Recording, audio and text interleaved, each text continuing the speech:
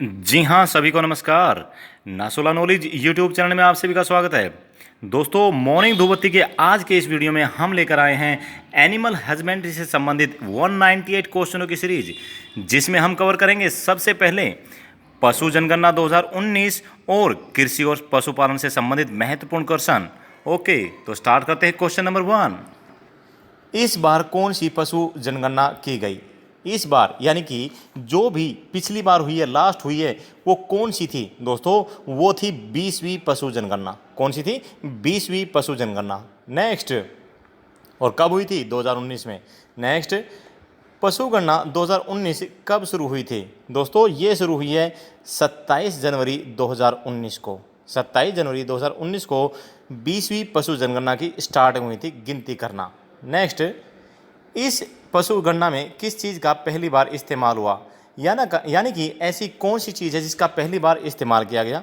दोस्तों, इसमें स्मार्टफोन्स और टैबलेट का इस्तेमाल हुआ है, ताकि जो पशुओं की गणना है उसको आसानी से किया जा सके। नेक्स्ट, क्वेश्चन नंबर 4, किस विभाग के द्वारा पशु गणना की गई? दोस्तों, ये जो विभाग है जिसके द्वारा पशु गणना की गई है 2019 की, उसका नाम है डेयरी एवं पशुपालन विभाग। कौन सा? डेयरी एवं पशुपालन विभाग। अभी आप बोलेंगे सर ये महत्वपूर्ण कैसे है? महत्वपूर्ण ये ऐसे है कि इससे पहले जब भी पशु जनगणना होती थी वो राजस्व विभाग के द्वारा की जाती थी। किस विभाग के द्वारा की जाती थी? राजस्व विभाग के द्वारा। और इस बार किसके द्वारा हुई है? डेयरी एवं पशुपालन विभाग के द्वारा। नेक्स्ट, राज्य में पहली बार किसकी गणना की गई? पहली बार कौन सा जानवर है जिसकी गणना की गई है? यह है बिल्ली। नेक्स्ट, हरियाणा में कुल पशुओं की संख्या कितनी है? दोस्तों, हरियाणा के अंदर चाहे वो कोई भी पशु है, गाय है, भैंस है, घोड़ा है, गधा है, खच्चर है, टट्टू है, हाथी है, खरगोश है, बिल्ली है, इन सभी की जो गणना की गई है वो टोटल है दोस्तों 71,26,497 पशु। कितने? 71,26,497 पशु है टोटल 2019 के अनुसार, 20वीं पशु जनगणना के अनुसार। नेक्स्ट, सबसे ज़्यादा पशुधन वाला जिला कौन सा है? हरियाणा का कौन सा जिला है जिसमें सबसे ज़्यादा पशुधन यानी कि पशु है? वो है दोस्तों हिसार। कौन सा है? हिसार। और यहाँ पर कितने पशु है टोटल? यहाँ पर टोटल दोस्तों 6,57,532 पशु है। ये भाई भैंस नहीं है सारी की सारी, इसमें सारे पशु काउंट है, चाहे उनकी गाय है, चाहे उनकी भैंस है, चाहे उनका घोड़ा, गधा, खच्चर जो भी है। ठीक है। नेक्स्ट, सबसे टॉप पर रहा है हिसार 6,57,532 के साथ, और दूसरे नंबर पर रहा है दोस्तों सिरसा 5,71,924 के साथ। टोटल कितने हैं हरियाणा में? 71,26,497। नेक्स्ट, क्वेश्चन नंबर 9, सबसे कम पशुधन वाला जिला कौन सा है? ऐसा कौन सा जिला है जिसमें सबसे कम पशु है? पंचकुला। कितने हैं? 1,05,871 पशु है सबसे कम वाला। और नीचे से 2 नंबर पर रहा है फरीदाबाद 1,72,343। सबसे नीचे कौन से नंबर पर रहा है? पंचकुला। कौन रहा है? पंचकुला सबसे नीचे 1,05,871 के साथ। और 2 नंबर पर नीचे से कौन रहा है? 1,72,343 के साथ फरीदाबाद।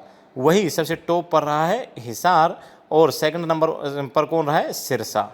नेक्स्ट, क्वेश्चन नंबर 10, पशुओं में किस जानवर की संख्या सबसे ज़्यादा है? ये जो 71 लाख के आसपास जो आपने पशु देखे हैं, इसमें सबसे ज़्यादा जो पशु है वो कौन सा है?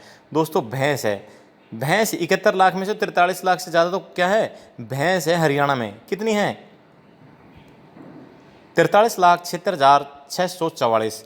43,76,644 भैंसें हैं हरियाणा में। नेक्स्ट, क्वेश्चन नंबर 11, सर्वाधिक भैंसों की संख्या किस जिले में है? दोस्तों, आपने ये क्वेश्चन पहले भी पढ़ा होगा कि हरियाणा के किस जिले में सबसे ज़्यादा भैंसें हैं? जींद में। यह है पिछली जो पशु जनगणना थी। पशु जनगणना हर 5 साल के बाद होती है। इंसान की गणना दोस्तों हर 10 साल के बाद होती है। 2019 में हुई है, ऐसे ही 2014 में जो हुई थी उसके अनुसार हरियाणा में सबसे ज़्यादा जो पशु थे, सबसे ज़्यादा जो भैंसें थी वो कहाँ थी? जींद में। लेकिन इस बार जो पशु जनगणना हुई है 2019 की, उसके अनुसार सबसे ज़्यादा जो भैंसें हैं वो है हिसार में। हिसार सबसे ज़्यादा टॉप पर रहा है दोस्तों, जिसमें भैंसों की संख्या है 4,26,486। और 2 नंबर पर रहा है जींद, और 3 नंबर पर रहा है दोस्तों कैथल। अभी बोलेंगे सर 2 और 3 नंबर पे कितनी कितनी भैंसें हैं उनकी, इतना डाटा याद ना ही हो सकता है और ना ही याद करने की रिक्वायरमेंट है। नेक्स्ट, जींद में भैंसों की संख्या कितनी है दोस्तों? 3,96,305, ये लो बता भी दिया जींद का। नेक्स्ट, सबसे कम भैंस किस जिले में है? पंचकुला में। कितनी है? 57,242 भैंसें सबसे कम पूछे तो पंचकुला में, उससे थोड़ा सा ज़्यादा है गुरुग्राम में भैंसें। कितनी है? 1,12,688। सेकंड नंबर पर है नीचे से, नीचे से सेकंड है दोस्तों, और ऊपर से फर्स्ट कौन था? हिसार, और सेकंड कौन था? जींद। नेक्स्ट, क्वेश्चन नंबर 14, सबसे ज़्यादा भेड़े किस जिले में हैं? भय, भेड़, भय, भिवानी। सबसे ज़्यादा जो भेड़ है दोस्तों वो भिवानी में है। हरियाणा के भिवानी में सबसे ज़्यादा भेड़ें हैं। कितनी है? 34,533। और 2 नंबर पर कौन है? हिसार। कौन है? हिसार। कितनी है? 33,689।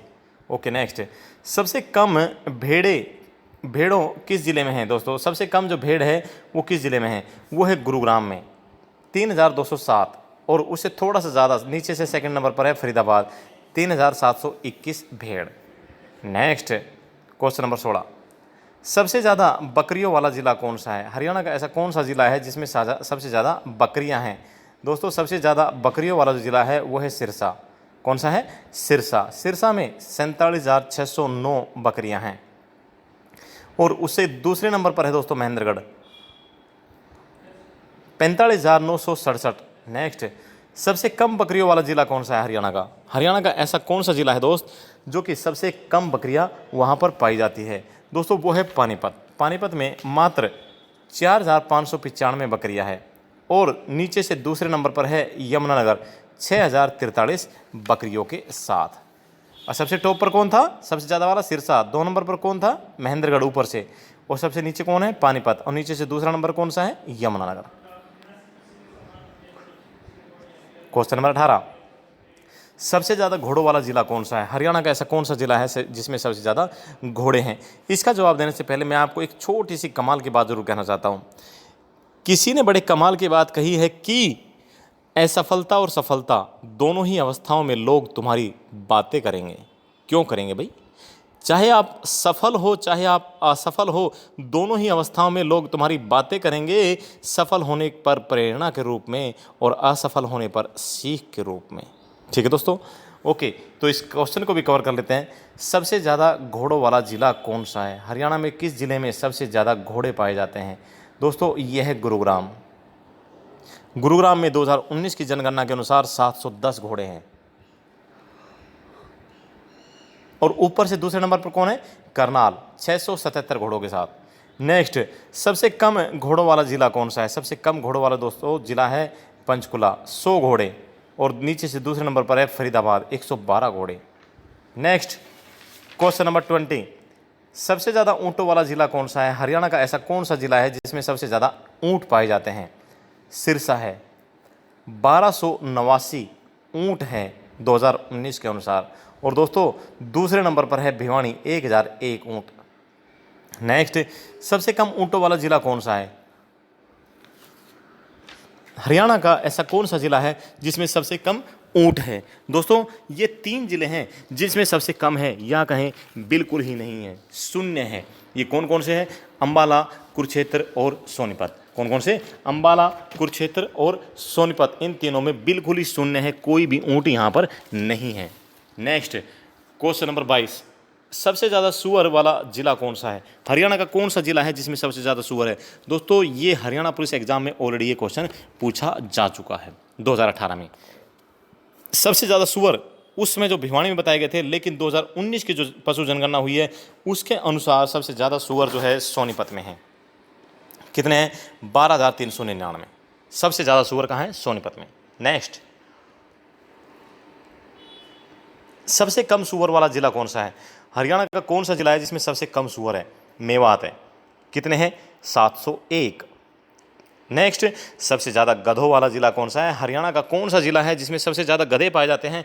दोस्तों पलवल है, मात्र 89 गधों के साथ।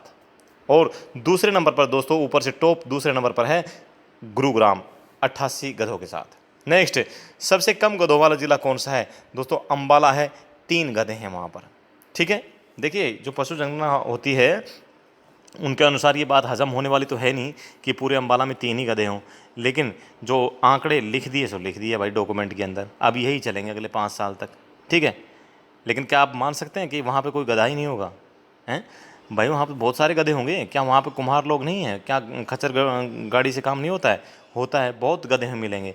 लेकिन फिर भी यहाँ पे कितने दिखाए गए हैं अम्बाला में? मात्र 3 गधे कागज़ों के अनुसार। भाई कागज़ बोलते हैं, ग्राउंड को कोई नहीं बोलता। नेक्स्ट, सबसे ज़्यादा टट्टू वाला ज़िला कौन सा है? हरियाणा का कौन सा ज़िला है जिसमें सबसे ज़्यादा टट्टू पाए जाते हैं? दोस्तों इसका आंसर हो जाएगा गुरुग्राम। और कितने टट्टू है? 99 टट्टू है दोस्तों यहाँ पर। नेक्स्ट, सबसे कम टट्टू वाला ज़िला कौन सा है? हरियाणा के किस ज़िले में सबसे कम टट्टू पाए जाते हैं? पंचकुला। अरे भाई पंचकुला में टोटल 1 ही टट्टू है। वो एक क्या कर रहा है वहाँ पे? सिंपल बात है, जिसने पशु जनगणना की है उससे पूछना चाहिए, भाई साहब आपने ये कहाँ से मिल गया, किसके पास था? क्या और वहाँ पर टट्टू नहीं है? वो एक टट्टू का क्या करेगा? क्या करे भाई, सब गड़बड़ घोटाला। नेक्स्ट क्वेश्चन नंबर 28, सबसे ज़्यादा खरगोश वाला ज़िला कौन सा है? मेवात है दोस्तों।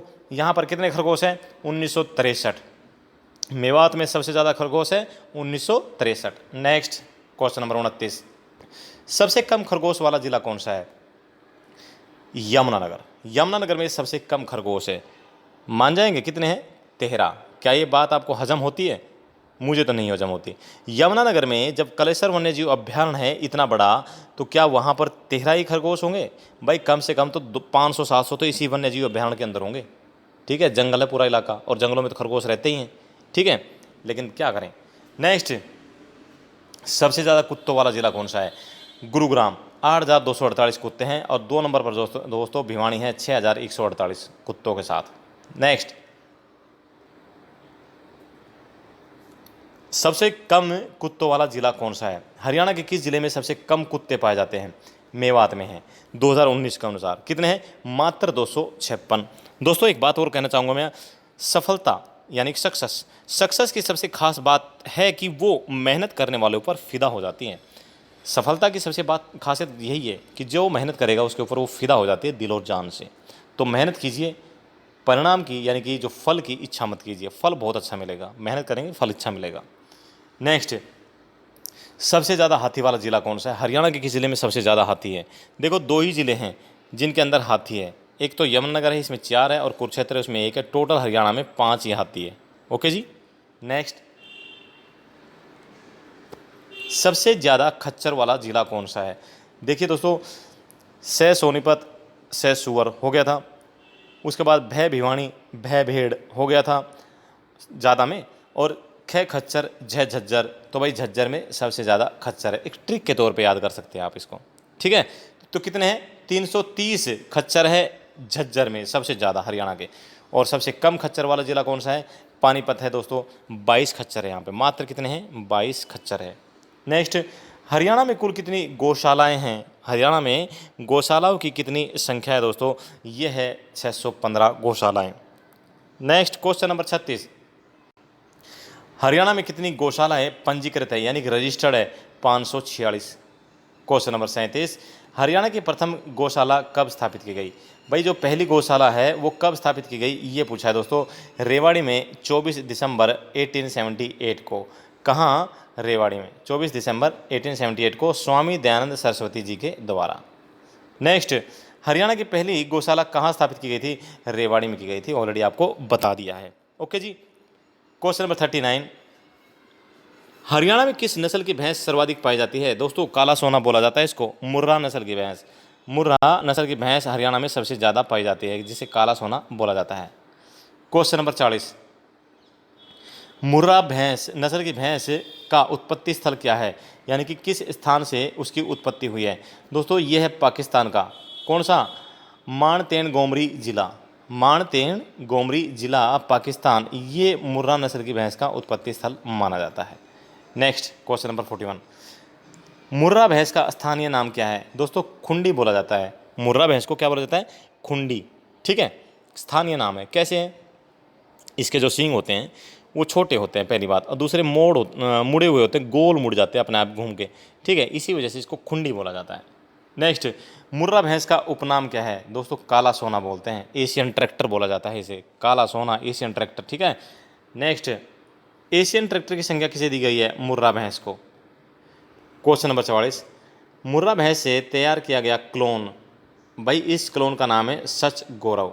मुर्रा भैंस से तैयार किया गया क्लोन जो है उसका नाम क्या है? सच गौरव। क्वेश्चन नंबर 45, हरियाणा में मुर्रा अनुसंधान एवं कौशल विकास केंद्र की स्थापना कहाँ की गई है? मुर्रा अनुसंधान एवं कौशल विकास केंद्र की स्थापना ये नारनौंद में हिसार में की गई है भाई। कहाँ पर? नारनौंद हिसार के अंदर। क्वेश्चन नंबर 46, साहिवाल गाय का उत्पत्ति स्थल क्या है? यानी कि जो साहिवाल गाय है उसका उत्पत्ति स्थल क्या है? दोस्तों ये भी पाकिस्तान से, मुर्रा भैंस की तरह ये भी पाकिस्तान के साहिवाल जिले से आई है। ठीक है। नेक्स्ट क्वेश्चन नंबर 47, हरियाणा में केंद्रीय भैंस अनुसंधान केंद्र कहाँ है? केंद्रीय भैंस अनुसंधान केंद्र दोस्तों ये हिसार में है। क्वेश्चन नंबर 48, हरियाणा के किस जिले में सर्वाधिक गाय पाई जाती हैं? ऐसा कौन सा जिला है जिसमें सर्वाधिक गाय मिलती है? हरियाणा में सिरसा है। और सबसे कम की बात करें तो कहाँ है? पंचकुला में सबसे कम है गायों की संख्या। नेक्स्ट, हरियाणा के किस जिले में सर्वाधिक गौशालाएं हैं? गौशालाएं किस में हैं भाई? सिरसा में सर्वाधिक गौशालाएं हैं। नेक्स्ट, हरियाणा किस जिले में सबसे कम गौशालाएं हैं? रेवाड़ी में। क्वेश्चन नंबर 51, हरियाणा के किस जिले में सबसे कम गाय पाई जाती है? पंचकुला में सबसे कम गाय पाई जाती है, सबसे कम गौशालाएं हैं वो रेवाड़ी में हैं। ठीक है। नेक्स्ट क्वेश्चन नंबर 52, हरियाणा में किस नस्ल की गाय सबसे ज़्यादा मिलती है? दोस्तों नस्ल पूछा है तो भाई जो साहिवाल होती है ना, लाल लाल रंग की, देखी होगी आपने, ये सबसे ज़्यादा पाई जाती है। कौन सी? साहिवाल नस्ल की जो गाय है वो सबसे ज़्यादा हरियाणा में पाई जाती है। क्वेश्चन नंबर 53, हरियाणा में गोवध संरक्षण एवं संवर्धन कानून कब लागू हुआ था? 16 मार्च 2015 को लागू हुआ। कब हुआ? 16 मार्च 2015 को दोस्तों। क्वेश्चन नंबर 54, गोवध करने पर कितने साल की सजा का प्रावधान है? दोस्तों 3 से 10 साल या 10 लाख तक हर्जाना भरना पड़ सकता है। 3 से 10 साल की सजा या 10 लाख तक का हर्जाना भरना पड़ सकता है। नेक्स्ट क्वेश्चन नंबर 55, हरियाणा का प्रथम पशु विज्ञान केंद्र कहाँ खोला गया? पहला पशु विज्ञान केंद्र दोस्तों ये खोला गया कैथल में। ठीक है भाइयों। नेक्स्ट है, हरियाणा का एकमात्र पशु विश्वविद्यालय कहाँ पर है? हरियाणा का एकमात्र पशु विश्वविद्यालय पूछा है, ये दोस्तों हिसार में है, जिसकी स्थापना हुई थी 2010 में। और नाम क्या है? लाला लाजपत राय विश्वविद्यालय। कौन सा? लाला लाजपत राय विश्वविद्यालय। क्वेश्चन नंबर 57, हरियाणा में प्रति व्यक्ति दूध उपलब्धता कितनी है? दोस्तों प्रति व्यक्ति दूध उपलब्धता है जो, वो आंसर हो जाएगा हमारा, हाल ही का हम बताएंगे आपको। ये पुराना है 1087 ग्राम, अभी जो वर्तमान का है 1142 ग्राम। ठीक है, 1142 ग्राम है हरियाणा का। नेक्स्ट, हरियाणा में राष्ट्रीय अश्व अनुसंधान केंद्र कहाँ है? राष्ट्रीय अश्व अनुसंधान केंद्र दोस्तों ये हिसार में है। और इसकी स्थापना कब हुई थी? 1986 में। हिसार में 1986 में। नेक्स्ट क्वेश्चन नंबर 59, हरियाणा में केंद्रीय भैंस अनुसंधान केंद्र कहाँ है? केंद्रीय भैंस अनुसंधान केंद्र दोस्तों ये भी हिसार में है और इसकी स्थापना 1985 में हुई थी। क्वेश्चन नंबर 60, हरियाणा में केंद्रीय भेड़ प्रजनन केंद्र कहाँ है? दोस्तों ये भी हिसार में है और 1968-70 के बीच में इसकी स्थापना हुई थी। भाई ध्यान देना, ये सारे देखो कहाँ आ रहे हैं? हिसार में आ रहे हैं, तो प्रॉब्लम क्रिएट हो जाएगी। ठीक है। क्वेश्चन नंबर 61, हरियाणा में भ्रूण प्रत्यारोपण प्रयोगशाला कहाँ पर है? इसका आंसर भी दोस्तों हिसार हो जाएगा और 1985 में इसकी स्थापना हुई थी। क्वेश्चन नंबर 62, हरियाणा में आधुनिक सुअर प्रजनन केंद्र कहाँ है? आधुनिक पूछा है, हिसार में 1985 में इसकी स्थापना हुई। क्वेश्चन नंबर 63, हरियाणा में सुअर अनुसंधान केंद्र कहाँ है? देखिए आधुनिक सुअर प्रजनन केंद्र अलग क्वेश्चन है, सुअर अनुसंधान केंद्र कहाँ है? ये करनाल में है। क्वेश्चन नंबर 64, पशुधन बीमा योजना कब लागू हुई? दोस्तों पशुधन जो बीमा योजना है वो 7 पशुओं के लिए लागू हुई थी और 29 जुलाई 2016 को झज्जर जिले में लागू हुई। कहाँ हुई? झज्जर जिले में। कब? 29 जुलाई 2016 को पशुधन बीमा योजना। और इसके तहत दोस्तों 7 पशुओं का बीमा ही शामिल किया जा सकता है, 7 पशुओं का बीमा ही किया जा सकता है। ओके, अब ये पशु कौन कौन से हैं? 3 पशु जो है ना दोस्तों, ये 4 पशु जो है वो बड़े हैं, गाय, भैंस, ऊँट और बैल। इनका 3 साल का बीमा 100 रुपये में होता है। इसके अलावा 3 छोटे पशु हैं, भेड़, बकरी और सुअर। दोस्तों इनका जो बीमा होता है 25 रुपये में होता है। किस में? 25 रुपये में 3 साल के लिए। क्वेश्चन नंबर 65, हरियाणा में पशु किसान क्रेडिट कार्ड योजना कब शुरू हुई थी? दोस्तों पशु किसान क्रेडिट कार्ड योजना पूछी है, इसका सही आंसर हो जाएगा दोस्तों 6 दिसंबर 2019 को। कभी 6 दिसंबर 2019 को। नेक्स्ट, एशिया का सबसे बड़ा पशु फार्म कौन सा है? दोस्तों वेरी इंपॉर्टेंट क्वेश्चन कि भाई एशिया का सबसे बड़ा पशु फार्म पूछा है, तो इसका आंसर हो जाएगा हिसार। इसकी स्थापना दोस्तों कब हुई थी? 1809 ईस्वी में। कब हुई? 1809 ईस्वी में। क्वेश्चन नंबर 67, हरियाणा में पशुओं का सबसे बड़ा मेला कहाँ लगता है? दोस्तों पशुओं का सबसे बड़ा मेला पूछा है, जहाजगढ़ झज्जर में लगता है। कहाँ लगता है? झज्जर के जहाजगढ़ में। नेक्स्ट क्वेश्चन नंबर 68, हरियाणा में ऊँटों का सबसे बड़ा मेला कहाँ लगता है? ऊँटों का भैया बरालू गांव लोहारू भिवानी में। कहाँ लगता है? बरालू गांव लोहारू भिवानी में लगता है ऊँटों का सबसे बड़ा मेला। क्वेश्चन नंबर 69, हरियाणा में किस दिन बैलों की छुट्टी होती है? भाई अमावस्या के दिन बैलों की छुट्टी की जाती है कि घर पे रहो, आराम से खाओ पियो, मौज लो, ऐश करो, आज खेत में बुआई के लिए, कढ़ाई के लिए, ये वो फलाना टिकड़ा, उसके लिए नहीं जाना है। ठीक है दोस्तों, यहाँ पर जो हमारे हैं ना आज क्वेश्चन कवर हो गए हैं। टॉपिक था हमारा पशु जनगणना 2019 से, और उसके बाद में हमारा टॉपिक आता है कृषि और पशुपालन से संबंधित महत्वपूर्ण प्रश्न। कौन से? कृषि और पशुपालन से संबंधित महत्वपूर्ण क्वेश्चनों की सीरीज है। और आप थोड़ा इतना ज़रूर ध्यान कर लीजिए कि ये 129 जो क्वेश्चन आने वाले हैं ये आपको हिला के रख देंगे। ठीक है, आपको रिक्वायरमेंट नहीं है कि अलग से कोई बुक खरीदो, नो, हम इसी में ही बहुत कुछ करने वाले हैं आपके लिए। ओके, तो कृषि और पशुपालन से संबंधित जो प्रश्न है दोस्तों, उससे पहले हम हल्की सी एक जानकारी ले लेते हैं कि भाई कृषि में कौन कौन सी फसल बोई जाती हैं। आप सभी को पता है रबी की फसल जो कि अक्टूबर नवंबर में, और खरीफ की फसल जो कि जून जुलाई में बोई जाती है। इसके अलावा एक फसल होती है जायद। जायद बोले तो फ्रूट वाली साग सब्जी। ठीक है, इसको बोलते हैं जायद, जो कि कम समय में फसल रेडी होकर मार्केट में आ जाए। कम समय में फसल रेडी जो होकर मार्केट में आती है उन फसलों को जायद फसलें कहा जाता है। ठीक है, तो ओके, थोड़ा सा इसके बारे में भी जान लेते हैं, उसके बाद में हमारा क्वेश्चन स्टार्ट हो जाएंगे कितने? सुपर 129, जो कि आपका नज़रिया बदल देंगे। आपको किसी भी अलग से बुक खरीदने की रिक्वायरमेंट नहीं है। ठीक है दोस्तों, तो ओके, क्वेश्चन नंबर 1, रबी की फसल, थोड़ा सा इसके बारे में पढ़ लेते हैं। देखो दोस्तों, सामान्यतः अक्टूबर नवंबर में तो ये बोई जाती है। कब बोई जाती है? अक्टूबर नवंबर में बोई जाती है। इन फसलों की बुआई के समय कम तापमान तथा पकाई के समय खुश्क और गर्म वातावरण की आवश्यकता होती है। यानी कि जब इनको बोना है तो तापमान ज़्यादा नहीं चाहिए, कम तापमान चाहिए, नॉर्मल चाहिए, 12-15 डिग्री सेंटीग्रेड चाहिए। ठीक है, इससे ज़्यादा नहीं होना चाहिए, ठंडा ठंडा। और जब इनकी कटाई होती है, जब ये पकते हैं, तो उसमें जो है माहौल वो खुश्क होता है, गर्म हवा का वातावरण होता है। ठीक है, इनमें कौन कौन सी रबी की फसलें हैं दोस्तों? ये है गेहूँ, चना, मसूर, सरसों, मटर आदि, ये रबी की फसलें हैं। और दोस्तों फसल की जो कटाई है ना, फरवरी के अंतिम माह से लेकर मार्च के अंतिम माह तक की जाती है। कटने के बाद फसल को खूब अच्छी तरह से सुखाते हैं, तब मड़ाई करते हैं। ठीक है दोस्तों, पहले सुखाया जाता है, उसके बाद में ही उसके अंदर से दाने निकाले जाते हैं। नेक्स्ट, अभी जानते हैं खरीफ की फसल। भाई ये खरीफ की जो फसल है ये क्या चीज़ है? रबी की फसल, खरीफ की फसल दोनों एग्जाम में आते रहते हैं। देखिए खरीफ की फसल, यह फसल जून जुलाई में बोई जाती है और अक्टूबर नवंबर में काट ली जाती है। कब बोते हैं? जून जुलाई में। कब लेते हैं? अक्टूबर नवंबर में इस फसल को काट लिया जाता है। ठीक है, नेक्स्ट, अरबी भाषा में खरीफ शब्द का मतलब होता है पतझड़, यानी कि पतझड़ में बोई जाने वाली फसल। ओके, नेक्स्ट देख लेते हैं। तापमान और आर्द्रता तथा पकने के समय शुष्क वातावरण की आवश्यकता होती है। उदाहरण, धान, मक्का, ज्वार, बाजरा, मूंग, मूंगफली, गन्ना, सोयाबीन, उड़द, तुअर, कुल्थी, जूट, सन, कपास आदि फसलें ये जो है ये खरीफ की फसल मानी जाती है। कौन सी? खरीफ की फसल मानी जाती है, सारी की सारी फसलें। बहुत ही इंपॉर्टेंट क्वेश्चन है। ठीक है भाई, नेक्स्ट होता है हमारा जायद की फसलें।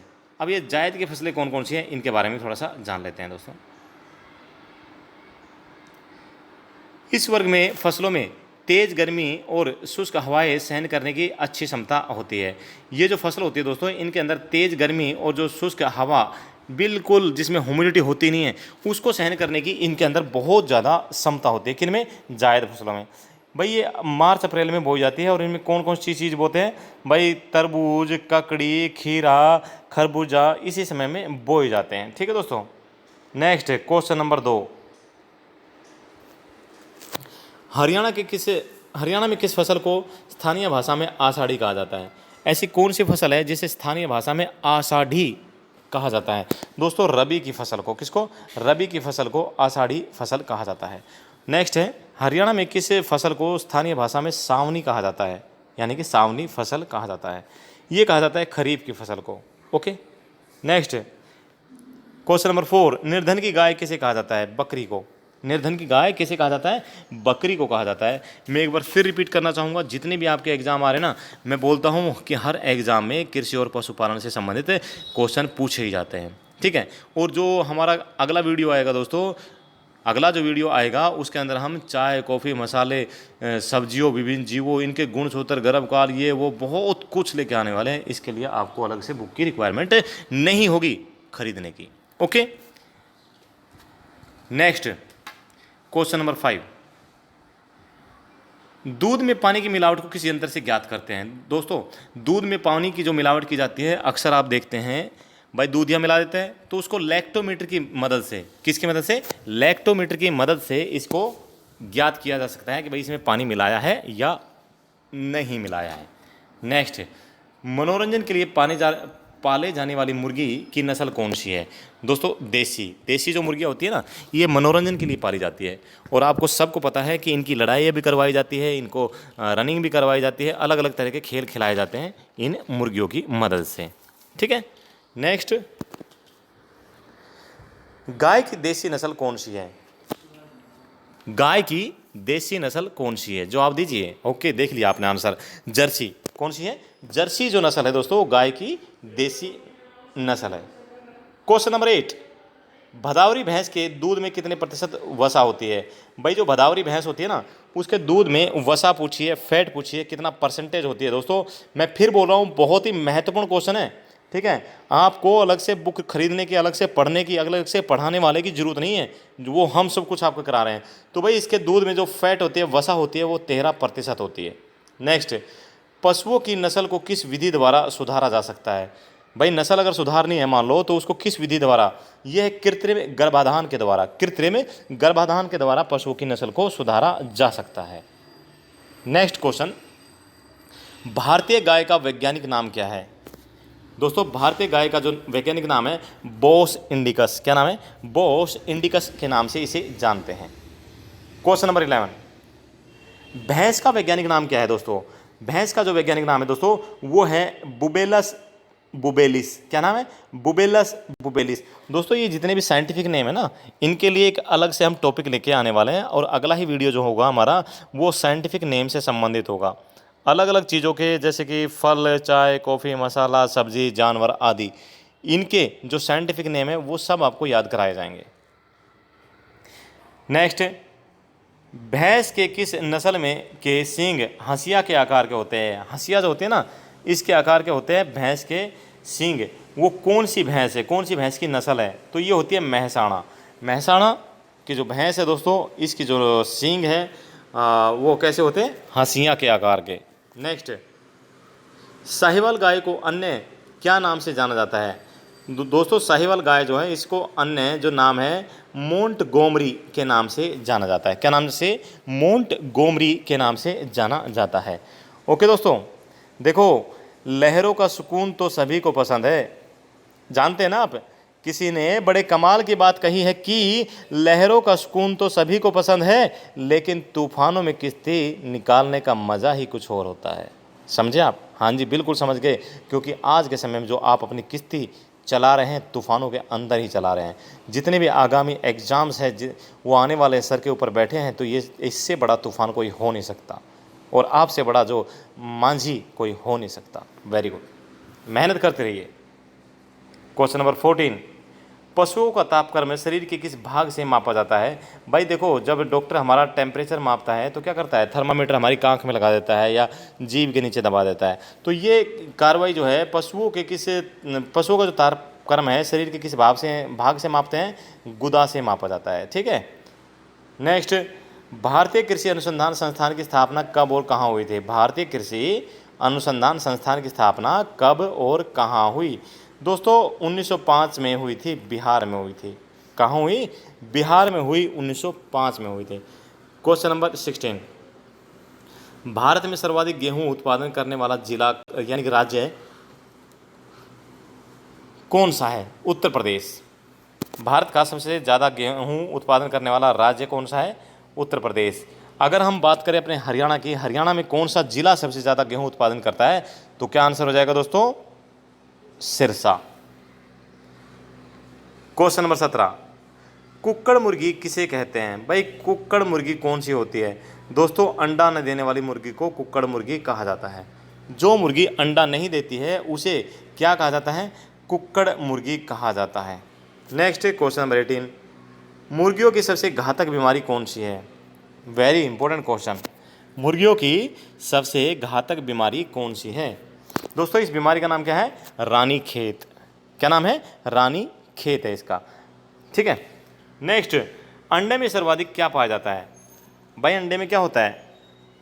एडवर्टाइजमेंट देखी होगी ना, ओहो आपके बाल झड़ गए तो आप शैम्पू का इस्तेमाल कीजिए जिसमें क्या हो? प्रोटीन से भरपूर हो, अंडा हो। ठीक है, हाँ जी। तो अंडे में सर्वाधिक क्या पाया जाता है? प्रोटीन पाया जाता है। नेक्स्ट, लोही किसकी नस्ल है? भाई जो लोही है वो किसकी नस्ल है? क्वेश्चन नंबर आपके लिए है ये। हाँ जी, याद आ गया ना? तो जो लोही है वो भेड़ की नस्ल है। क्वेश्चन नंबर 21, सर्वप्रथम आलू की उत्पत्ति कहाँ हुई थी? दोस्तों आलू की जो सर्वप्रथम उत्पत्ति हुई, पहली बार जो उगाया गया वो कहाँ उगाया गया? पेरू में। और ये पेरू कहाँ पे है? चिली। चिली जो कंट्री है। ठीक है। नेक्स्ट, भारत का अन्न भंडार किस राज्य को कहा जाता है? कौन सा राज्य है जिसे भारत का अन्न भंडार कहा जाता है? पंजाब को। ठीक है, ओके जी। नेक्स्ट क्वेश्चन, क्वेश्चन नंबर 23, सर्वप्रथम कपास का संकर बीज तैयार करने वाला देश कौन सा है? संकर क्या होता है? देखो मिक्सअप होता है, दो अलग अलग बीजों को मिक्सअप करना, वो संकर कहलाता है। ठीक है, तो सर्वप्रथम कपास का संकर बीज तैयार करने वाला देश कौन सा है? अपना प्यारा भारत है, भारतवर्ष। नेक्स्ट, सर्वाधिक सोयाबीन उत्पादन करने वाला राज्य कौन सा है? दोस्तों ये वही राज्य है जिसे सोया राज्य के नाम से जाना जाता है। कौन सा? मध्य प्रदेश। नेक्स्ट, आलू एक प्रकार का है। क्या होता है आलू? भाई आलू एक प्रकार का क्या होता है? तना होता है। जड़ मत बोल देना भाई, ठीक है, ना ही इसको पत्ते बोल देना। ये क्या होता है? एक तना होता है। नेक्स्ट, किसान का मित्र और प्रकृति का हलवाहा किसे कहा जाता है? दोस्तों ये कहा जाता है केंचुआ को। केंचुआ जो होते हैं ना, जो मिट्टी में रहते हैं, उसे किसान का मित्र कहा जाता है। नेक्स्ट क्वेश्चन नंबर 27, कपास की खेती के लिए कौन सी मिट्टी सर्वाधिक उपयुक्त है? भाई जो कपास की खेती की जाती है उसके लिए सर्वाधिक उपयुक्त मिट्टी कौन सी मानी गई है? काली मिट्टी। काली मिट्टी के अंदर कपास की जो खेती है वो ज़्यादा अच्छे से होती है। नेक्स्ट, फलों के मीठे होने का मुख्य कारण क्या है? जो फल होते हैं उनका मीठा होने का मुख्य कारण पूछा है, वो कारण क्या है दोस्तों? दोस्तों इसमें मौजूद फ्रैक्टोज के कारण, किसके? फलों में जो फ्रैक्टोज मौजूद होता है उन्हीं की वजह से उसका जो टेस्ट है हमें वो मीठा, क्या मीठा लगता है। नेक्स्ट, दूध की शुद्धता किस यंत्र की सहायता से मापी जाती है? लैक्टोमीटर की मदद से। किसे? लैक्टोमीटर की मदद से ही दूध की शुद्धता को मापा जाता है। नेक्स्ट, सिल्क का सबसे बड़ा उत्पादक देश कौन सा है? भाई सिल्क का सबसे बड़ा उत्पादक देश है वो है चाइना। कौन सा? चीन। नेक्स्ट, मसालों का बगीचा किस राज्य को कहा जाता है? दोस्तों आप सभी को पता होगा, जब ईस्ट इंडिया कंपनी आई थी हमारे देशों में तो व्यापार वगैरह के लिए आई थी, तो सबसे पहले केरल से जो मसाले हैं, कौन सी, काली मिर्च, अन्य मसाले वगैरह लेकर के यहाँ से व्यापारी गए थे। याद है ना? हाँ जी। तो मसालों का बगीचा किस राज्य को कहा जाता है? केरल को कहा जाता है। हरियाणा में इंडिया में मसालों का राज्य। नेक्स्ट क्वेश्चन नंबर 32, सबसे पुराना फल कौन सा है? सबसे पुराना फल कौन सा है? खजूर। खजूर को कहा जाता है दोस्तों सबसे पुराना फल। क्वेश्चन नंबर 33, अनाज की रानी किसे कहा जाता है? भाई अनाज की रानी पूछा है, किसे बोलते हैं? मक्का को। अनाज की रानी किसे कहा जाता है? मक्का। नेक्स्ट, सर्वाधिक दुग्ध उत्पादन करने वाला देश कौन सा है? जिस देश में सबसे ज़्यादा दूध का उत्पादन होता है वो है भारत देश। भारत देश में सबसे ज़्यादा दूध होता है। विश्व वन्य दिवस कब मनाया जाता है, या कहें विश्व वन दिवस, वन या वन्य दिवस। दोस्तों ये 21 मार्च को मनाया जाता है प्रतिवर्ष। नेक्स्ट, हल्दी किससे प्राप्त की जाती है? तो वही बात है, जैसे आलू का बताया था तना, ऐसे ही हल्दी दोस्तों ये ना पौधों के तने से मिलती है, वो भी तना ही होता है, जड़ मत बोल देना मेरे भाई, ठीक है। नेक्स्ट, बिना बीज के फलों को विकसित करने की क्रिया को क्या कहा जाता है? ऐसी क्रिया जिसके द्वारा बिना बीज के फल विकसित किया जाए उसे क्या बोलते हैं? दोस्तों इसे टिश्यू कल्चर कहा जाता है। क्या? Tissue culture. नेक्स्ट, मिट्टी की उर्वरता को बनाए रखने के लिए कौन सी पद्धति अपनाई जाती है? मिट्टी की उर्वरता को बनाए रखने के लिए जो पद्धति है दोस्तों उसका नाम है फसल चक्र पद्धति। मतलब क्या है, देखिए हर साल अगर आप अपने खेत में गेहूं बोते रहे और दूसरी फसल बोए ना, ठीक है ना, गेहूं बोया जाता है ना नवंबर लास्ट, दिसंबर फर्स्ट या नवंबर स्टार्टिंग से शुरू कर देते हैं एडवांस बोने वाले, तो भाई जो गेहूं ही हर बार बोते रहो, दूसरी फसल ही चेंज मत करो, उससे क्या होगा, उसकी जो उर्वरता है वो कम हो जाएगी, उसके अंदर जो उपजाऊपन है वो कम हो जाएगा, एक ही फसल को बार बार बोने से। इसी वजह से फसल चक्र चलाया जाता है, यानी कि बार बार फसल को बदला जाता है। इस बार सरसों बो दिया, अगली बार ढैंचा बो दिया, अगली बार गेहूं बो दिया, इस हिसाब से, ठीक है ना। नेक्स्ट, क्वेश्चन नंबर 39,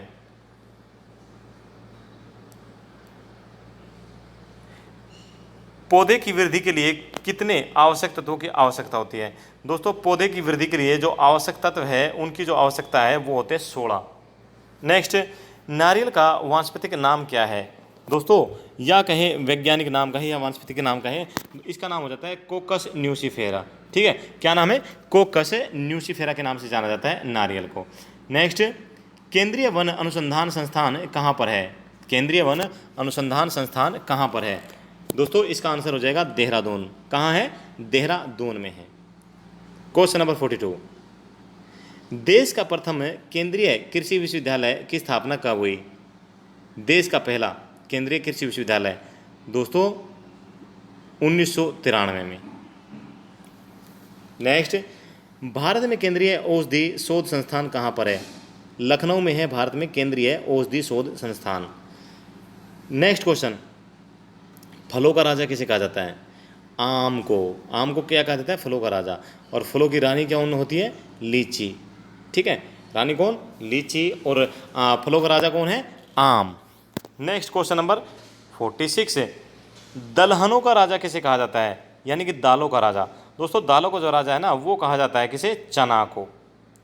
और दलहनों की रानी अरहर दाल को। याद रखना भाई, कभी दलहन आ रहा है, कभी फ्रूट आ रहा है, कभी कुछ। नेक्स्ट है, मसालों की रानी किसे कहा जाता है? दोस्तों मसालों की रानी है इलायची को कहा जाता है मसालों की रानी। नेक्स्ट, अंगूर का बगीचा किसे कहा जाता है? अभी आप बोलेंगे इसमें हरियाणा का तो कोई क्वेश्चन दिखाई नहीं दे रहा, ठीक है। ओ भाई मैं आपको बता रहा ना, कृषि से संबंधित जो क्वेश्चन पूछे जाते हैं ना वो इंडिया लेवल के होते हैं, ठीक है ना। कृषि से संबंधित कहाँ के होते हैं? इंडिया लेवल, पशु पालन और कृषि, ठीक है। तो एग्रीकल्चर का जो टॉपिक है वो ऐसे ही गवर्नमेंट ने नहीं डाला है, 3 से 4 नंबर तक का एग्रीकल्चर के क्वेश्चन पूछे जाते हैं। नेक्स्ट क्वेश्चन नंबर 50, भारतीय कृषि अनुसंधान संस्थान कहाँ पर है? भारतीय कृषि अनुसंधान संस्थान कहाँ पर है? दोस्तों ये कहाँ पर है भाई? नई दिल्ली में है। नेक्स्ट, भारत में फसल बीमा योजना कब लागू की गई? 1 अप्रैल 1985 को फसल बीमा योजना लागू की गई थी। क्वेश्चन नंबर 52, गेहूं का वानस्पतिक नाम क्या है? इसका नाम होता है दोस्तों ट्रिटिकम एस्टिवम। क्या है? ट्रिटिकम एस्टिवम के नाम से जानते हैं गेहूं को। नेक्स्ट क्वेश्चन नंबर 53, और दोस्तों इसको कवर करने से पहले मैं बताऊंगा ये है आपका अपना चैनल नासुला नॉलेज चैनल, ठीक है। और इसके ऊपर जो हम पढ़ा रहे हैं हमारी अपनी हरियाणा मुस्कान जो बुक है उसी के अंदर से पढ़ा रहे हैं, कुछ भी अलग नहीं पढ़ा रहे। हरियाणा मुस्कान में जो हमने दिया है उसको आप याद कर लीजिए और यहाँ पे अपने आप को जज कर लीजिए बस। क्वेश्चन नंबर 53, प्रथम कृषि विज्ञान केंद्र की स्थापना कब और कहाँ हुई थी? दोस्तों प्रथम कृषि जो विज्ञान केंद्र है 1974 में पांडिचेरी में इसकी स्थापना हुई थी। क्वेश्चन नंबर 54, सबसे ज़्यादा प्रोटीन किस में पाया जाता है? दोस्तों ये पाया जाता है सोयाबीन में। प्रोटीन के चक्कर में अंडे खाना मत शुरू कर देना। जो खाते हैं हम मना नहीं करेंगे, जो नहीं खाते हैं उसको मना नहीं करेंगे, मर्जी। लेकिन सबसे ज़्यादा जो प्रोटीन है दोस्तों वो किस में पाया जाता है? सोयाबीन में पाया जाता है। कितना? 46% है, 46% है। नेक्स्ट, चीनी का कटोरा किस राज्य को कहा जाता है? हरियाणा में अगर चीनी का कटोरा बोला जाए तो किसे बोलेंगे? या चीनी का कटोरा तो नहीं बोला है, शुगर सिटी बोला गया है। हरियाणा में शुगर सिटी जो पलवल है और रोहतक है। लेकिन ये बात आई, चीनी का कटोरा किस राज्य को बोला जाता है? उत्तर प्रदेश को। किसे बोला जाता है? उत्तर प्रदेश को। और दोस्तों वर्ल्ड में किसे बोला जाता है? वर्ल्ड में चीनी का कटोरा क्यूबा को बोला जाता है। किसे? क्यूबा को बोला जाता है वर्ल्ड में। नेक्स्ट, चावल का कटोरा किस राज्य को कहा जाता है? चावल का कटोरा किस राज्य को कहा जाता है? ये कहा जाता है दोस्तों आंध्र प्रदेश को। ऐसे ही हरियाणा के अंदर अगर हम बात करें, धान का कटोरा बोला जाता है किसे? करनाल को। धान का कटोरा करनाल।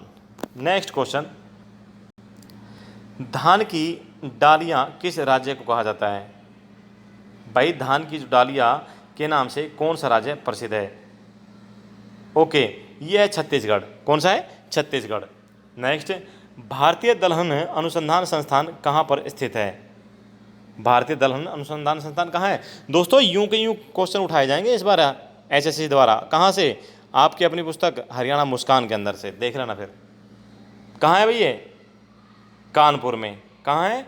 कानपुर में। नेक्स्ट, भारत का बगीचा कहा जाता है, किसे कहा जाता है भारत का बगीचा? बेंगलोर को, या कहें बंगलुरु को कहा जाता है। नेक्स्ट, भारतीय गन्ना शोध संस्थान कहाँ पर है? भारतीय गन्ना शोध संस्थान कहाँ पर है? दोस्तों इसका सही आंसर हो जाएगा कोयम्बटूर। क्या हो जाएगा?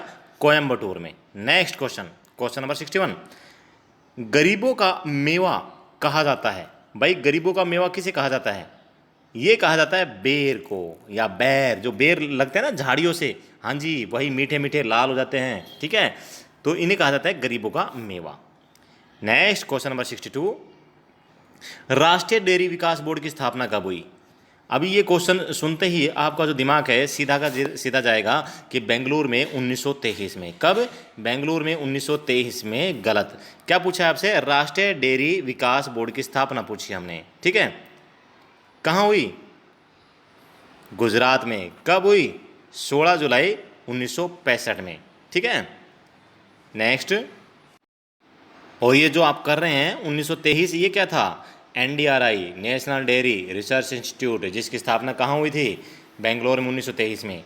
और 1955 में इसे करनाल में स्थापित कर दिया गया था। नेक्स्ट क्वेश्चन नंबर 63, किस मूल्य पर सरकार खाद्यान्न का क्रय करती है? भाई जो खाद्यान्न खरीदती है सरकार, वो किस मूल्य पर क्रय करती है, खरीदती है? न्यूनतम, ठीक है ना, न्यूनतम समर्थन मूल्य पर। नेक्स्ट, सरसों एवं रेपसीड उत्पादन में प्रथम राज्य कौन सा है? भाई सरसों और रेपसीड उत्पादन में जो पहला स्थान है वो है दोस्तों राजस्थान का। किसका? राजस्थान का। यहीं से क्वेश्चन आएंगे सीधा सीधा उठ के, ठीक है ना। क्यों आएंगे? क्योंकि भाई हवा में ताश का महल नहीं बनता, रोने से बिगड़ा मुकद्दर नहीं बनता, दुनिया जीतने का हौसला रख है मेरे दोस्त, एक जीत से कोई सिकंदर नहीं बनता। तो आपको तो बहुत सारे जीत जीतनी है, बहुत सारे एग्जाम को क्लियर करना है, तभी बनेंगे सिकंदर। ओके नेक्स्ट, चावल की खेती हेतु आवश्यक वार्षिक वर्षा कितनी अधिक होनी चाहिए? दोस्तों ये 100 सेंटीमीटर से अधिक होनी चाहिए। अगर चावल की खेती करनी है तो भाई 100 सेंटीमीटर से अधिक अगर वर्षा है तो ही वहाँ पर आसानी से खेती कर पाएंगे। नेक्स्ट क्वेश्चन नंबर 66 है, भारत में हरित क्रांति की शुरुआत कब हुई थी? दोस्तों हरित क्रांति की शुरुआत भारत में हुई थी 1966 में, 1966-67 में। नेक्स्ट, भारतीय अर्थव्यवस्था का मुख्य आधार क्या है? आप सभी को पता है कृषि है। सीधा का सीधा ये यूं का यूं क्वेश्चन आएगा और सीधा टेप के आ जाना आंसर को। क्या आएगा कि भारतीय अर्थव्यवस्था का मुख्य आधार क्या है? एग्रीकल्चर है, कृषि है। ओके नेक्स्ट, मालवीय चमत्कार प्रजाति कौन सी है? भाई ये है अरहर की। मालवीय चमत्कार प्रजाति कौन सी है? अरहर की है दोस्तों। नेक्स्ट, रस्ट किस फसल का रोग है? रस्ट, रस्ट तो क्या होता है? जंग होता है, जंग लगना। तो भाई ये रस्ट एक रोग है फसल का। किसका है? गेहूं का है। नेक्स्ट, स्टॉक फार्मिंग क्या है? स्टॉक फार्मिंग क्या है? दोस्तों पशुओं का जो प्रजनन है ना वो कहलाता है स्टॉक फार्मिंग। क्वेश्चन नंबर 71, कल्याण सोना किस फसल की किस्म है? दोस्तों कल्याण सोना जो है गेहूं की फसल है। किसकी? गेहूं की फसल है। नेक्स्ट, किस वित्तीय वर्ष के संघीय बजट में राष्ट्रीय कृषि बीमा योजना को खरीफ फसल पर भी लागू किया गया? वेरी इंपॉर्टेंट क्वेश्चन है भाई, कौन सा वित्तीय वर्ष था जब संघीय बजट में राष्ट्रीय कृषि बीमा जो योजना को खरीफ फसल पर भी लागू किया गया था? भाई अभी खरीफ की जो फसल है ना इस पर भी लागू किया गया जो बीमा योजना है राष्ट्रीय। कौन सा वित्तीय वर्ष था? 2004-05 के अंदर। कब? 2004-05 में। नेक्स्ट, मूंगा रेशम की एक ऐसी किस्म है जो पूरे विश्व में केवल भारत में पाई जाती है। कहाँ पर? भाई जो मूंगा रेशम है वो विश्व में एक ऐसी किस्म है जो सिर्फ भारत में पाई जाती है। कहाँ पाई जाती है? असम में पाई जाती है। नेक्स्ट, क्वेश्चन नंबर 74, खाद्यान्नों के न्यूनतम मूल्य को समर्थन देता है? कौन देता है? खाद्यान्नों के जो न्यूनतम मूल्य सरकार द्वारा दिए जाते हैं उसे समर्थन कौन देता है? दोस्तों कृषि एवं लागत मूल्य आयोग। कौन सा? कृषि एवं लागत मूल्य आयोग। क्वेश्चन नंबर 75, सामान्य फसलें उगाने के लिए उर्वर भूमि का पीएच मान क्या होता है? भाई सामान्यतः आपने फसल उगानी है तो पीएच मान, पीएच बोले तो पावर ऑफ हाइड्रोजन, कितना होना चाहिए? तो इसके लिए 6 से 7 के बीच में पीएच मान होना जरूरी है। नेक्स्ट, हैंडबुक ऑफ एग्रीकल्चर कहाँ से प्रकाशित होती है? हैंड बुक ऑफ एग्रीकल्चर कहाँ से प्रकाशित होती है? दोस्तों भारतीय कृषि अनुसंधान परिषद से प्रकाशित होती है ये। ठीक है। क्वेश्चन नंबर 77, भारत को 3/4 से अधिक कच्चा रेशम कहाँ से प्राप्त होता है? 3/4 से अधिक कच्चा रेशम कहाँ से प्राप्त होता है? कर्नाटक और आंध्र प्रदेश से। ठीक है जी, कर्नाटक और आंध्र प्रदेश से 3/4 से अधिक जो है कच्चा रेशम मिल जाता है भारत को। नेक्स्ट, राष्ट्रीय कृषि तकनीक परियोजना यानी कि NATP का वित्त पोषण कौन सी संस्था है? दोस्तों वित्त पोषण यानी कि इसके अंदर जो भरण पोषण करने वाली संस्था कौन सी है? यह विश्व बैंक के द्वारा मिलता है दोस्तों इसको धन। नेक्स्ट, क्वेश्चन नंबर 79, धान, बरसीम, गेहूं, मूंगफली में सर्वाधिक जिप्सम की आवश्यकता किस में होती है? इनमें से जो ये फसल है, ये क्वेश्चन यूं का यूं आया हुआ है और यूं का यूं हमने आपके सामने रख दिया। क्या? धान, बरसीम, गेहूं, मूंगफली में सर्वाधिक जिप्सम की आवश्यकता किस में होती है? ये होती है दोस्तों मूंगफली की फसलों में जिप्सम की ज़्यादा रिक्वायरमेंट होती है। इसी वजह से जब मूंगफली की फसल उगाई जाती है तो छिड़काव भी किया जाता है। किसका? जिप्सम डाली जाती है खेत में। ठीक है, ताकि उसमें ज़्यादा ग्रोथ हो, ज़्यादा से ज़्यादा मूंगफलियाँ लगे। नेक्स्ट, कृषि की प्रक्रिया जो पर्यावरण संरक्षण में सहायक है क्या कहलाती है? पर्यावरण संरक्षण में सहायक है उस प्रक्रिया को क्या बोलते हैं? दोस्तों उसे जैविक कृषि कहा जाता है। पर्यावरण के लिए जो भी चीज़ सहायक होती है ना उसे जैविक में डाल देते हैं ज़्यादातर को। नेक्स्ट, इंद्रधनुष्य क्रांति किससे संबंधित है? भाई ऐसी क्रांति जिसे इंद्रधनुष्य क्रांति बोला गया है तो वो किस से संबंधित है ये पूछा है। दोस्तों ये जो है ना हरित क्रांति, श्वेत क्रांति, नीली क्रांति, इनसे संबंधित है इंद्रधनुष्य क्रांति। अब बोलेंगे यार तो 3 ही हुई, बाकी 4 कहाँ हैं? इंद्रधनुष में तो कितने होते हैं? 7 कलर होते हैं ना, तो भाई ये तीनों शामिल है इसमें, हरित क्रांति, श्वेत क्रांति और नीली क्रांति से संबंधित क्या है? इंद्रधनुष्य क्रांति। नेक्स्ट, कृषि में युगम पैदावार किसे कहते हैं? युगम पैदावार, युगम बोले तो जोड़ा। दोस्तों विभिन्न फसलों पर 2 फसल उगाना, विभिन्न मौसमों पर 2 फसल उगाना, इसे क्या बोलते हैं? युगम पैदावार बोलते हैं। क्वेश्चन नंबर 83, भारत में जूट उद्योग मुख्यतः कहाँ केंद्रित है? जूट उद्योग दोस्तों भारत में मुख्यतः कहाँ पर है? यह पश्चिमी बंगाल में, वेस्ट बंगाल जिसे बोला जाता है। 84, भारत में ठेकेदारी कृषि लागू करने वाला अग्रणी राज्य कौन सा है? भाई ठेकेदारी कृषि लागू करने वाला जो अग्रणी राज्य है वो कौन सा है? पंजाब है। और सबसे ज़्यादा आज की डेट में बवाल इसी ने ही उठा रखा है। सबसे पहले कहाँ लागू हुई थी ठेकेदारी कृषि? पंजाब में, कि भाई अपनी खेती को ठेके के ऊपर उठाना। कहाँ लागू हुआ? पंजाब में। और आज सारे के सारे पंजाब वाले और कुछ हरियाणा वाले इलाके सब किसान आंदोलन में बोल रहे हैं कि ठेकेदारी का विरोध करो, ठेकेदारी का विरोध करो। क्यों बोल रहे हैं? क्योंकि मोदी की सरकार, देखो मेरा किसी से मतलब नहीं है, ना मैं मोदी को सपोर्ट करता हूँ, ना मैं किसको, राहुल को, मेरे लिए सब बराबर है। लेकिन जो गलत है वो मैं बता रहा हूँ। एक तरफ तो पंजाब क्या बोल रहा है, ठेकेदारी उसने लागू की है सबसे पहले कृषि के क्षेत्र में, और दूसरी तरफ पंजाब की तरफ से आवाज़ उठाई जा रही है कि मोदी सरकार में जो ठेकेदारी का जो प्रावधान निकाला है वो गलत है ना, कि आपकी ज़मीनें छिन जाएगी ऐसे वैसे। मेरे को कुछ इंटरेस्ट नहीं है उन चीज़ों से, लेकिन सिर्फ बता रहा हूँ, कंपेयर कर रहा हूँ मैं भाई। नेक्स्ट, हरित क्रांति से सर्वाधिक लाभान्वित राज्य कौन सा है? यानी कि हरित क्रांति से किस राज्य को सर्वाधिक लाभ मिला? पंजाब को, हरियाणा को, पश्चिमी उत्तर प्रदेश को। ठीक है दोस्तों, पश्चिमी उत्तर प्रदेश जो है ना उस इलाके को। नेक्स्ट, हरित क्रांति में प्रयुक्त मुख्य फसल कौन सी थी? कौन सी फसल है जो कि हरित क्रांति में ज़्यादा उसका प्रयोग किया गया? दोस्तों ये गेहूं की फसल थी, और गेहूं भी कौन सा? मैक्सिकन गेहूं। कौन सा? मैक्सिकन गेहूं। क्वेश्चन नंबर 87, दलहनी फसलों का मुख्य उत्पादक एवं उपभोक्ता देश कौन सा है? भाई उत्पादक भी है और उपभोक्ता भी है। उपभोक्ता कैसे है भाई? दाल तो सबसे ज़्यादा यहाँ होती है, लेकिन उपभोक्ता है क्योंकि जनसंख्या ज़्यादा है, दाल खा के गुजारा करते हैं भाई। भारत आंसर सही हो जाएगा। क्वेश्चन नंबर 88 है, उत्तर प्रदेश में किसान बही योजना कब लागू की गई? किसान बही योजना दोस्तों 1992 में। नेक्स्ट, फसल का कौन सा प्रकार जो नाइट्रोजन स्थिरीकरण में सक्षम है? नाइट्रोजन स्थिरीकरण बोले तो जमीन के अंदर नाइट्रोजन की मात्रा को फिक्स रखना, उसको कम ना होने देना, उसे बढ़ाना। तो ये बोल रहा है फसल का कौन सा प्रकार? दोस्तों इसका नाम आंसर हो जाएगा दलहनी फसलें। अगर हम दलहनी फसलें उगाते हैं तो नाइट्रोजन की जो रिक्वायरमेंट है वो ज़मीन में बनी रहती है। ठीक है ना।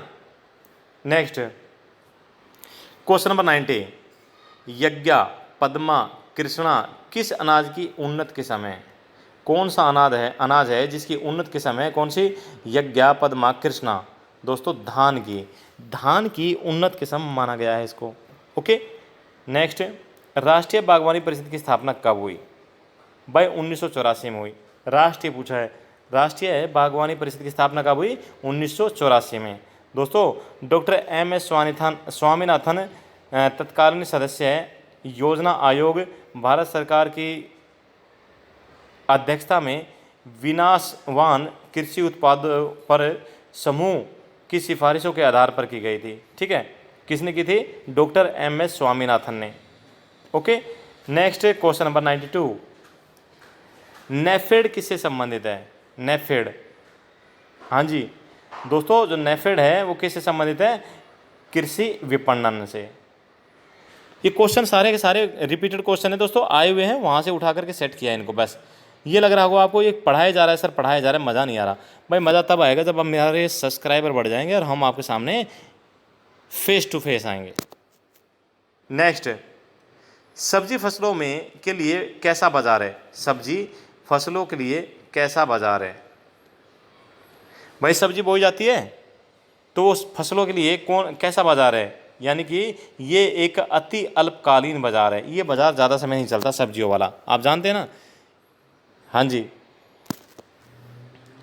नेक्स्ट, किस दलहन फसल का क्षेत्रफल उत्तर प्रदेश में सर्वाधिक है? मूंग दाल का। क्वेश्चन नंबर 95, कौन सी फसलें अधिकांशतः निर्वाहमूलक कृषि के अंतर्गत पैदा की जाती है? तो भाई जो कौन सी फसलें हैं अधिकांशतः निर्वाहमूलक, निर्वाह बोले तो गुजारा करने के लिए, अपना पेट भरने के लिए, तो ये कौन कौन सी है? मोटे अनाज और चावल। ठीक है, ये फसल बोई जाती है दोस्तों। क्वेश्चन नंबर 96 है, कौन सी फसलें जायद में मुख्यतः सिंचाई क्षेत्रों में उगाई जाती हैं?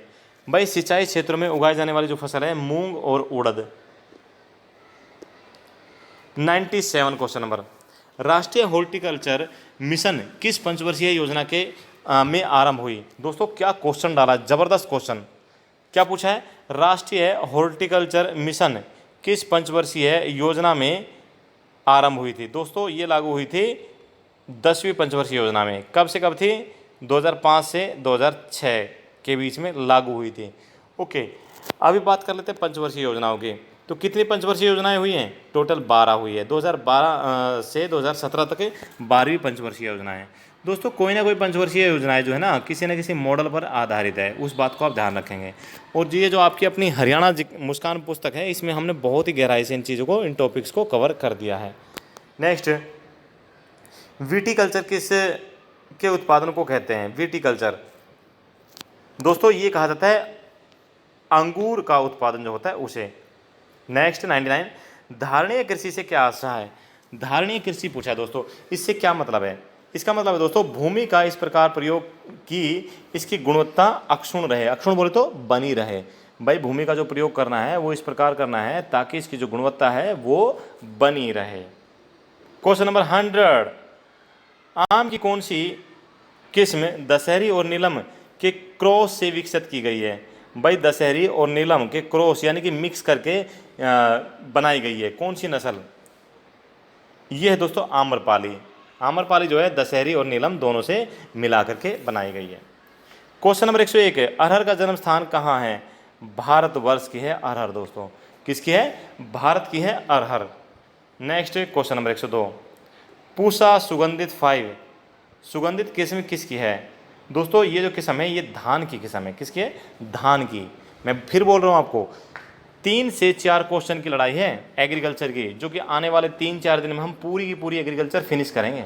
ठीक है, पूरी की पूरी एग्रीकल्चर यानी कि पशुपालन से संबंधित जो क्वेश्चन है वो सब कवर किए जाएंगे। कृषि और पशुपालन, बस यही टारगेट है हमारा। नेक्स्ट, राष्ट्रीय खाद्य सुरक्षा मिशन में सम्मिलित फसलें कौन कौन सी है? राष्ट्रीय खाद्य सुरक्षा मिशन में जो शामिल फसलें हैं वो कौन कौन सी है?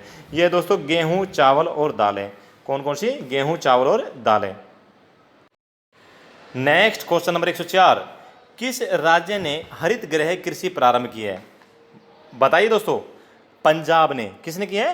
पंजाब ने की है हरित गृह कृषि की शुरुआत। क्वेश्चन नंबर 105, भारत का शक्कर का प्याला किस राज्य को कहा जाता है? शक्कर, अरे भाई चीनी कहाँ होता है सबसे ज्यादा गन्ने? उत्तर प्रदेश में। तो शक्कर का प्याला कौन सा है?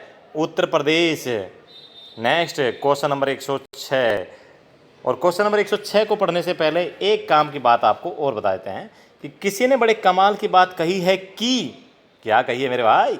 किसी ने बड़े कमाल की बात कही है कि उन पर ध्यान मत दीजिए जो आपकी पीठ पीछे बात करते हैं। क्या बोले? उन पर ध्यान मत दीजिए जो आपकी पीठ पीछे बात करते हैं। इसका तो सीधा सीधा सा मतलब है कि आप उनसे 2 कदम आगे हैं। बहुत कमाल की बात कही है। किसी ने बड़े कमाल की बात कही है कि उन पर ध्यान मत दीजिए जो आपकी पीठ पीछे बात करते हैं। इसका तो सीधा सीधा मतलब है कि आप उनसे 2 कदम आगे हैं। बहुत कमाल की बात कही है भाई, very good. Okay, next question number 106, macaroni गेहूं प्रजाति किस तरह की है? दोस्तों जो मैक्रोनी गेहूं प्रजाति है वो असिंचित परिस्थितियों में उगाने के लिए है, यानी कि जहाँ पे सिंचाई की सुविधा कम हो, ठीक है ना, वहाँ पर मैक्रोनी गेहूं की प्रजाति उगाई जा सकती है। नेक्स्ट, भारत में कृषि को वित्त देने वाली शीर्ष संस्था कौन सी है? भारत में कृषि को वित्त यानी कि पैसा इन्वेस्ट करने वाली संस्था कौन सी है? नाबार्ड है दोस्तों। और दोस्तों नाबार्ड की जो स्थापना हुई थी 12 जुलाई 1982 को हुई। कब हुई? 12 जुलाई 1982 को। नेक्स्ट, ये क्वेश्चन पूछा गया है भाई, भारत में फसल बीमा योजना कब लागू हुई? 1985 में। फसल बीमा योजना कब लागू हुई? 1985 में। क्वेश्चन नंबर 109, दक्षिण भारत में उच्च कृषि उत्पादकता वाला क्षेत्र कौन सा है? दक्षिण भारत का पूछा है दोस्तों, जहां पर उच्च कृषि उत्पादकता वाला क्षेत्र है यह है तमिलनाडु तट। ओके, नेक्स्ट, भारत का काला सोना किसे कहा जाता है? अभी काला सोना के नाम से आप मुर्रा नस्ल की भैंस पे मत चले जाना भाई, ठीक है। भारत का काला सोना जो है ना, काली मिर्च को कहा जाता है। किसे कहा जाता है? काली मिर्च को कहा जाता है। क्वेश्चन नंबर 111, भारत में विकसित प्रथम बोनी धान की किस्म कौन सी है? बोनी धान, बोनी बोले तो छोटा छोटा जिसको हाइट होती है दोस्तों, हाँ जी, ये है जया। भारत में विकसित बोनी धान की किस्म जो है वो है जया। क्वेश्चन नंबर 112, आम की कौन सी किस्म रत्ना और अल्फांसो के क्रॉस से विकसित की गई है? क्रॉस बोले तो मिला करके। भाई आम की कौन सी फसल है, किस्म है सॉरी, जो रत्ना और अल्फांसो को मिला करके तैयार की गई है? इसका आंसर हो जाएगा सिंधु। कौन सी है? सिंधु। क्वेश्चन नंबर 113, भारतीय हरित क्रांति की जन्मस्थली कहाँ है? दोस्तों भारतीय हरित क्रांति की जो जन्मस्थली है वो है उत्तराखंड, और उत्तराखंड का स्थान कौन सा है? पंतनगर। नेक्स्ट, भारत का प्रथम कृषि विश्वविद्यालय कौन सा है? वेरी इंपॉर्टेंट क्वेश्चन भाई।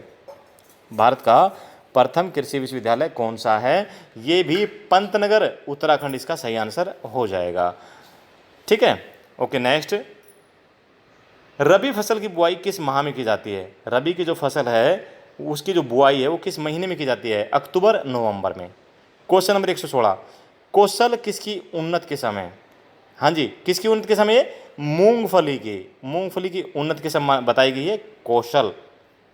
नेक्स्ट, क्वेश्चन नंबर 117, केंद्रीय खाद्य तकनीकी अनुसंधान संस्थान कहाँ पर है? मैसूर में है दोस्तों। केंद्रीय खाद्य तकनीकी अनुसंधान संस्थान कहाँ पर है? मैसूर में। क्वेश्चन नंबर 18, भारत में तिलहन का सर्वाधिक उत्पादक वाला राज्य कौन सा है? तिलहन दोस्तों मध्य प्रदेश है। यहाँ पे दालें भी इंडिया की सबसे ज़्यादा होती है। ओके, सोयाबीन ज़्यादा होता है, इसी वजह से इसे सोया प्रदेश भी बोला जाता है, और तिलहन का सबसे ज़्यादा इस यहाँ पे उत्पादन होता है। ओके। नेक्स्ट, क्वेश्चन नंबर 119 है, कौन सी फसल राष्ट्रीय खाद्य सुरक्षा मिशन से आच्छादित नहीं है? यह है दोस्तों मोटे अनाज वाली। ठीक है। नेक्स्ट, लौंग की खेती कहाँ होती है? दोस्तों लौंग की खेती जो है ना केरला में होती है। क्वेश्चन नंबर 121 है, अनाज उत्पादन में सर्वाधिक अंशदान वाला राज्य कौन सा है? अनाज उत्पादन में देखिए, अनाज कहो, गेहूं कहो, सर्वाधिक कहाँ होता है? उत्तर प्रदेश में। तो एक क्वेश्चन को दो बार अलग अलग तरीके से घुमा दिया है, तो आपने भी घुमा के आंसर नहीं देना है, घुमा के सोचना जरूर है कि ये क्या पूछ रहा है। क्वेश्चन नंबर 122 है, कपास के रेशे कहाँ से प्राप्त होते हैं? दोस्तों कपास के जो रेशे होते हैं ना वो बीज से प्राप्त होते हैं। कहाँ से? बीज से। क्वेश्चन नंबर 123, भारत सरकार ने कीमत सथिरीकरण कोष की स्थापना का निर्णय किन उत्पादकों के लिए लिया है? दोस्तों कीमत सथिरीकरण जो कोष की जो स्थापना का निर्णय है ना, ये कॉफ़ी और चाय के जो उत्पादक है इनके लिए लिया गया भारत सरकार के द्वारा। नेक्स्ट, क्वेश्चन नंबर 124 है, उत्तर प्रदेश में सर्वाधिक जनसंख्या किस क्षेत्र में नियोजित है? दोस्तों हरियाणा में कहें, ये भी कहाँ पर है? ये आंसर क्वेश्चन हमने टाइप करना चाहिए था हरियाणा का एक्चुअल में, तो भाई यहाँ पे हरियाणा कीजिए। हरियाणा में सर्वाधिक जनसंख्या किस क्षेत्र में नियोजित है, यानी कि किसके ऊपर डिपेंड है? कृषि के ऊपर। नेक्स्ट, किन फसलों के उत्पादन में गुजरात शीर्ष स्थान पर है? दोस्तों मूंगफली, कपास और मसाले, इनमें गुजरात जो है ना काफ़ी शीर्ष स्थान पर है। लेकिन अगर हम बात करें मसालों की तो केरला भी टॉप पर है दोस्तों, याद रखना। नेक्स्ट, एक फसली कृषि विशेषता क्या होती है? दोस्तों एक फसली कृषि की विशेषता क्या होती है? व्यापारिक अन्य कृषि की। क्या है? व्यापारिक अन्य कृषि की। नेक्स्ट, विशेष कृषि योजना का संबंध किससे है? दोस्तों इसका संबंध है कृषि पदार्थों के निर्यात में उछाल से। भाई कृषि जो पदार्थ होते हैं उनका जो निर्यात किया जाता है, उछाल बोले तो बहुत ज़्यादा डिमांड हो जाना। ठीक है, तो विशेष कृषि योजना का संबंध किससे है? कृषि पदार्थों के निर्यात में उछाल से। नेक्स्ट, कृषि मूल्य आयोग की स्थापना कब हुई? कृषि मूल्य आयोग की स्थापना, वेरी इंपॉर्टेंट क्वेश्चन, 1965 में हुई है। और क्वेश्चन नंबर 129 हो जाएगा, काम के बदले अनाज कार्यक्रम किस वर्ष शुरू किया गया? भाई काम करो और अनाज मिलेगा, ये जो कार्यक्रम ना वो किस वर्ष शुरू किया गया? 1977 में इसकी शुरुआत हुई। कब हुई? 1977 में। और दोस्तों ये है आपकी अपनी पुस्तक हरियाणा मुस्कान, इसी के अंदर से पूरे टॉपिक हमने कवर किए हैं। आगामी जो हमारे टॉपिक है अगला वीडियो के, वो बहुत ही ज़बरदस्त होने वाले हैं। जितने भी टॉपिक आएंगे दोस्तों, मैं बोल रहा हूँ आपको 3, 4, 5 किताबें पढ़ने की कोई रिक्वायरमेंट नहीं है, यही एक किताब में ही आपको बहुत कुछ मिलने वाला है। और दोस्तों इस पुस्तक को इस बेस पे तैयार किया गया है कि आपका कोई भी एग्ज़ाम इजीली यहीं से ही कवर हो जाएगा, आपको एक्स्ट्रा पढ़ने की रिक्वायरमेंट नहीं पड़ेगी। तकरीबन 8,500 से ज़्यादा क्वेश्चनों की सीरीज़ है दोस्तों। उम्मीद है बहुत से बच्चों के पास ये पहुंची है कि उनको ये पसंद भी आई होगी। और चलते चलते 2 शब्द आपके लिए, सक्सेस की सबसे खास बात यह है कि वो मेहनत करने वाले पर दोस्तों फिदा हो जाती है।